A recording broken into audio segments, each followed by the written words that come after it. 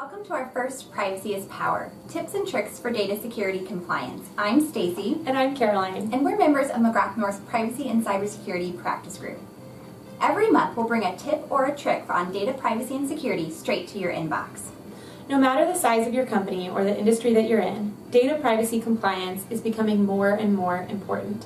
Hackers are getting really good at their job, which is why you're seeing data breaches in the news almost on a daily basis.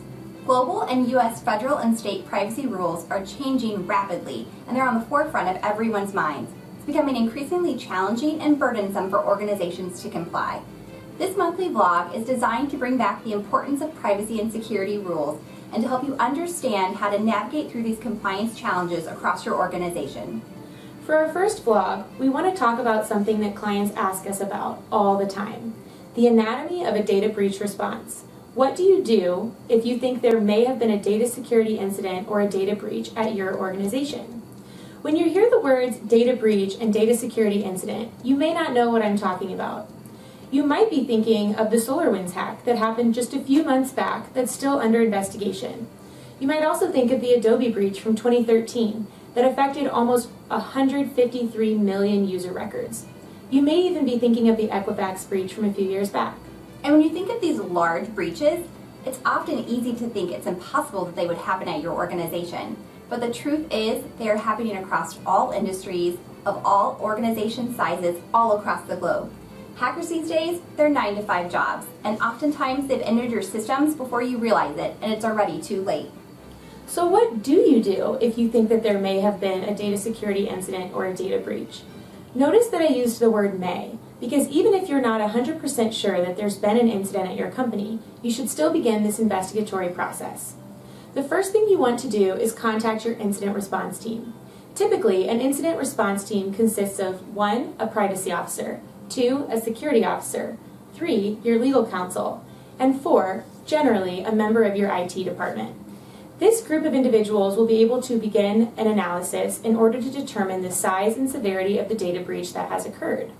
They'll also be able to determine whether a forensic team should be brought in. And as you go through this process, it's important to identify the information impacted: the who, what, when, where, and why. Start with the who, the people. This may be your own employees, or it could be consumers that are affected, maybe even employees or consumers of your clients or your vendors. Then understand the data elements. It's important to understand whether it's personal information, maybe protected health information, or sensitive financial data.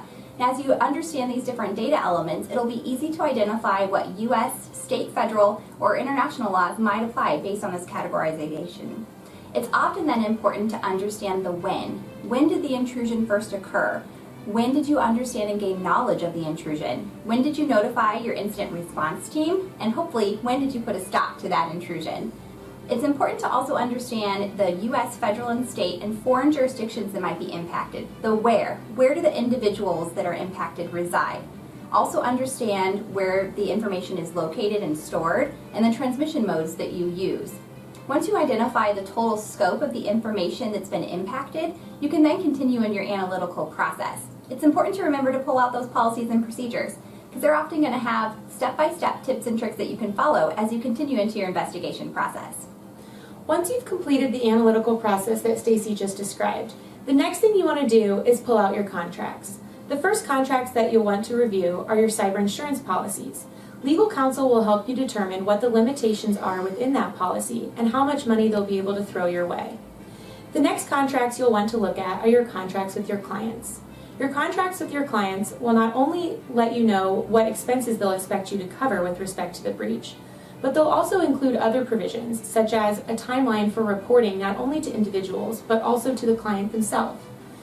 A description of the report that they will expect you to provide, which oftentimes is above and beyond the legally required report. And finally, they usually contain various mitigation efforts that they expect you to take on. You'll also want to review your contracts with your vendors, particularly if a vendor was involved in the data breach or the data security incident.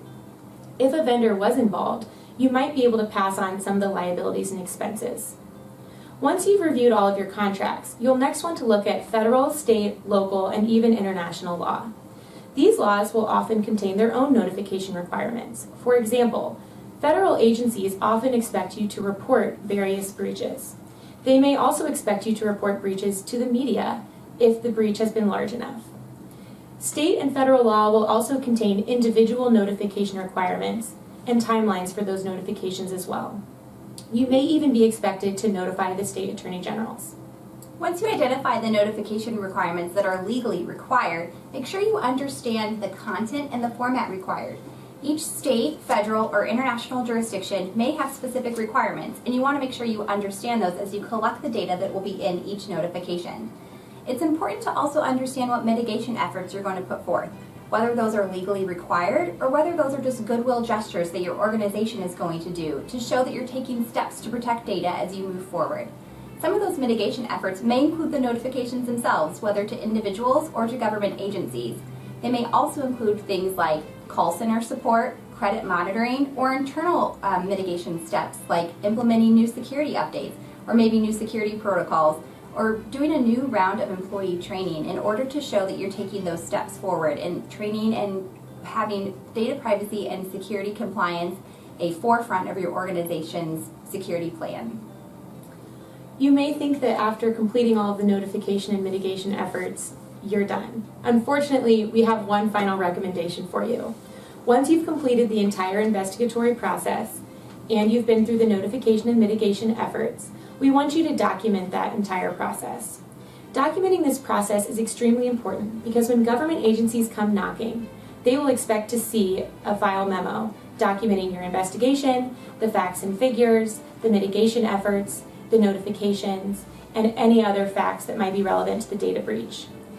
This file memo will also be important because it demonstrates that your company has made a good faith effort to comply with the federal, state, local, and international laws that apply to you. And it will also demonstrate a good faith effort to protect the privacy and confidentiality of individuals' data. If you find yourself in the middle of a data incident or think you may have been threatened by one, reach out to McGrath-North's Privacy and Cybersecurity team. We're really here to help. Thanks for checking out Privacy is Power. We'll see you next month.